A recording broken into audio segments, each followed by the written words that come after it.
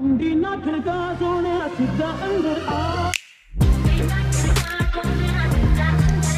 for it.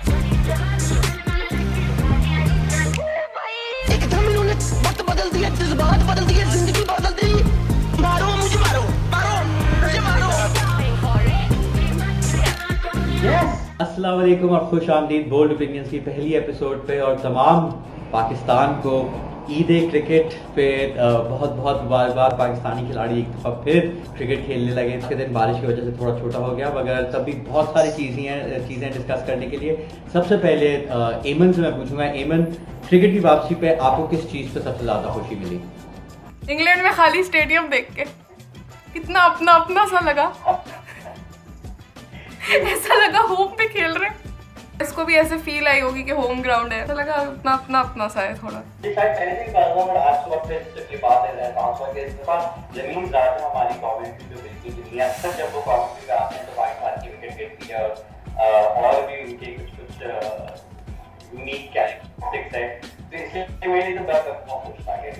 No Ramiz राजा। अच्छा, तो जैसे ही सुबह हुई और पाकिस्तान की टीम अनाउंस हुई तो पाकिस्तानी फैंस का काफ़ी क्या कहूँगा मैं काफ़ी इमोशनल रिएक्शन थी। हमेशा की तरह मिसबाह के ऊपर काफ़ी कुछ लोगों ने तनकीद की और ख़ास तौर पे आई थिंक इंटरनेट के सबसे मकबूल तरीन या एटलीस्ट मीम मेकर्स के सबसे मकबूल तरीन खिलाड़ी फवाद आलम को जैसे तवक्को थी उन्हें नहीं खिलाया गया और उसके साथ साथ पाकिस्तान ने 2 स्पिनर भी खिलाए। एमन सिलेक्शन से आपको कोई हैरानगी हुई? Were you expecting this? मैंने पिछले एपिसोड में कहा था कि बनाने फवाद आलम ने अपने वो 36 रन ही है, ठीक है? तो लोग बहुत नाराज हुए, मैं गलत थी। उसने नहीं खेलना इस टूर पे, उसने वो 36 रन भी नहीं बनाने। हर टूर पे एक मोजा होता है। सुहेल खान के बजाय अब्बास को सिलेक्ट करके हम वो मोजा कर चुके। काफी गट्सी मूव। रिजवान को 6 पे आप खिला रहे हैं, शादाब को एज एन ऑलराउंडर ला रहे हैं, आपने मतलब अपने 3 बेस्ट पेस बॉलर्स खिलाए हैं। मतलब इन अ वे काफी खुशाइन सिलेक्शन थी, was a good surprise. 2 spinners, is that a good call? I think Dom Bess was able to do anything today, but again मतलब आज पहला दिन है, उससे आपको पता भी चलेगा कि स्पिन कितना कर रही है, तो फिर आपको चौथे 5वें दिन तक ही आपको मतलब अंदाजा होना है कि आपने ये क्या किया है। अभी तो विकेट ने वैसे भी कुछ नहीं करना, बारिश भी हो गई है। स्टिल थिंक शायद आपकी जगह फवाद को डाल देना चाहिए था टीम में। तो ये दुख के लिए आई थिंक एक और गजल लाइनअप कर लेंगे हम इस पार्ट के लिए।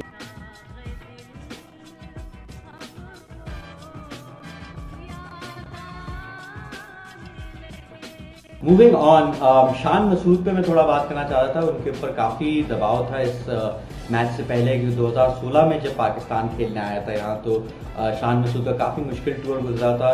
जेम्स एंडरसन ने उनको हर इनिंग्स में आउट किया था। तो आज जब पाकिस्तान ने टॉस जीत कर बैटिंग करने का फैसला किया तो काफ़ी तवक्कुआत भी थी, काफ़ी प्रेशर भी था शान मसूद के ऊपर। मेरी नज़र में उन्होंने आज सबसे अच्छी चीज़ का मुजाहिरा किया वो था कि वो बॉल को छोड़ किस तरह से थे। एक हाईलाइट्स पैकेज स्काई स्पोर्ट्स की बदौलत हमने लगाया, जिसको आप अभी आप देख सकते हैं।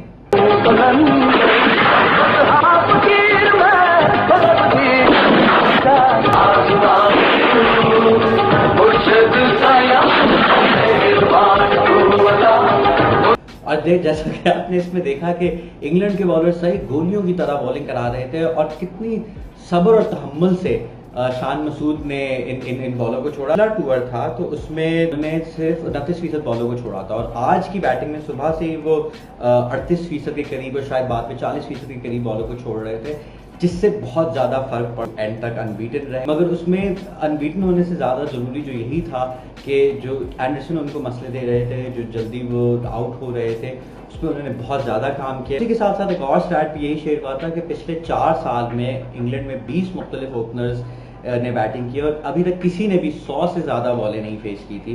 तो शान मसूद के लिए ये भी बहुत बड़ा एजाज़ था कि वेल डन शान। और इंशाल्लाह कल जो है आप बाबर आजम के साथ बहुत देर तक बैटिंग करते रहेंगे और इंशाल्लाह दोनों की सेंचुरी होंगी। बाबर आजम, बल्कि इनफैक्ट आपको दिखाई चलते पाकिस्तानी फैंस की रिएक्शंस जो बाबर आजम की जैसे जैसे इनिंग्स चलती जा रही थी। ये कैसा असर है तुमको देखने के बाद बाबर। प्रिंस बॉबी के बारे में थोड़ा हमें बताएं। What did you think of his batting today? कुछ होता है, कोई नहीं समझेगा। इतना इतना जो दर्द सहा है ना 20 साल, कभी कभी ऐसा लगता है जैसे पाकिस्तानी अम्मा को नहीं होता अपने 35-40 साल के लाडलों के लिए, हाय मेरा लाल, हाय मेरा बच्चा, ऐसे ममता मेरी उमड़ उमड़ के निकलती है, हाय मेरा गुगा, हाय मेरा बच्चा, है मेरा शहजादा, पता नहीं तू मेरी किन नेकियों की जजा है। उसके शॉट इतने मक्खन होते हैं, इतने उसके कोई खूबसूरत शॉट होते हैं कि मतलब यकीन ही नहीं होता कि वो अपना प्लेयर है। मतलब इतने कभी बाबर जब बैटिंग कर रहा होता है तो मेरे दिल में कभी ये ख्याल नहीं आया सिवाय इसके जब बाबर बैटिंग कर रहा होता है कि नासिर हुसैन थोड़ी देर चुप कर जाए, प्लीज़ चुप कर जाए। हमारे बैट्समैन को बहुत जल्दी नजर लगती है, सर आप प्लीज थोड़ी देर चुप कर जाए, हमें भी पता है बहुत अच्छा है, हम इसीलिए तारीफ नहीं करते, सर पे चढ़ जाते हैं। बाबर का आज हम तो पहले भी बात कर रहे थे एमन कि मेरे ख्याल में अभी तक बहुत सालों में एटलीस्ट इफ नॉट एवर ऐसा कोई पाकिस्तानी खिलाड़ी नहीं है जिसका कोई इमीडिएट राइवल ना हो या उसके खिलाफ कुछ लोगों की सड़ती ना हो। मतलब जैसे कि वसीम वकार, इमरान जावेद, शोएब आसिफ, पाकिस्तानी क्रिकेट उम्मत को इतना यकजहता होते हुए देखा है कि जैसा कि तो तुमने कहा कि मतलब सबको सबका लाडला है, वो सब उसको दुआएं दे रहे होते हैं, सब चाह रहे होते हैं कि उसे नजर ना लगे। अब कल क्या तवक्कुआत हैं आपकी बाबर आजम से, और कीपिंग इन माइंड कि आप नजर वजर के बारे में काफी टेंस हैं? मैंने नहीं बोलना इस बारे में, हम मैच हार जाएंगे, हम मैच हार जाएंगे। अच्छी बात है, अच्छा खेल रहा है, अच्छा खेला है माशाल्लाह, अच्छा बच्चा है, ऐसे ही खेलता रहे। आप एक पाकिस्तानी फैन हो और अगर आप एक इंग्लैंड के बॉलर को देख के खुश हो रहे हैं, एंजॉय कर रहे हैं, शर्मनाक बात है। आज जब मेरे साथ ये होने लगा तो मैं यही सोच रहा था कि मैं किस तरीके से वफरत करूं, क्योंकि यार तस्वीर अभी देखें जोफ्रा आर्चर की, मतलब इतना स्वैग एक खिलाड़ी में, और क्या खूबसूरत बॉलिंग आई। जिसने आबिद अली को जिस बॉल पे आउट किया था, मतलब अगेन दुख भी हो रहा था, मगर मतलब अल्लाह मेरे को शुक्र अदा कर रहा था कि क्या ये ऐसी बॉलिंग देखने को मिल रही है। जब बारिश के बाद जब खिलाड़ी वापस आए तो पहले ओवर में उन्होंने बाउंसर जोफ्रा आर्चर से करवाना शुरू कर दी। एक तो फॉरेन अंपायर्स ने रुकवा दिया क्योंकि रोशनी इतनी अच्छी नहीं थी, मगर उसके साथ साथ जोफ्रा आर्चर जो फुल करा रहे थे उससे भी काफ़ी दिक्कत पेश आ रही थी। और मेरी नज़र में सबसे अच्छे बॉलर थे इंग्लैंड के 4 पेस बॉलर्स में से।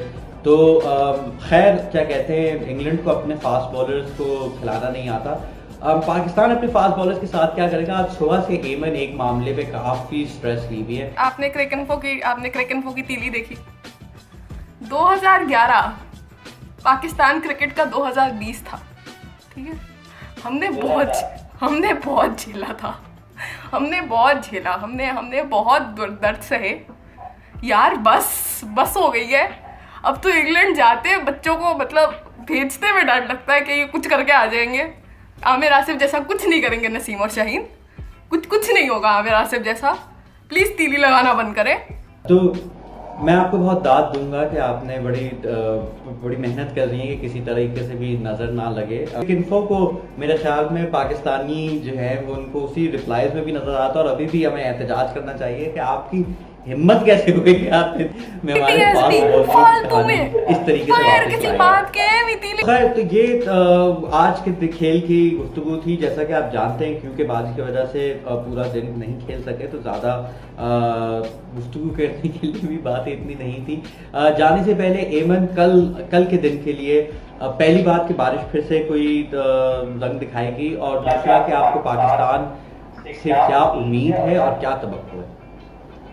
अगर तो बाबर को नजर ना लगे तो 300 पक्के। हाँ ठीक, नजर का तो अभी तो 300 पक्के। अगर बाबर को नजर लग गई तो हम 150 से 225 के बीच में कहीं भी कोलैप्स हो सकते हैं।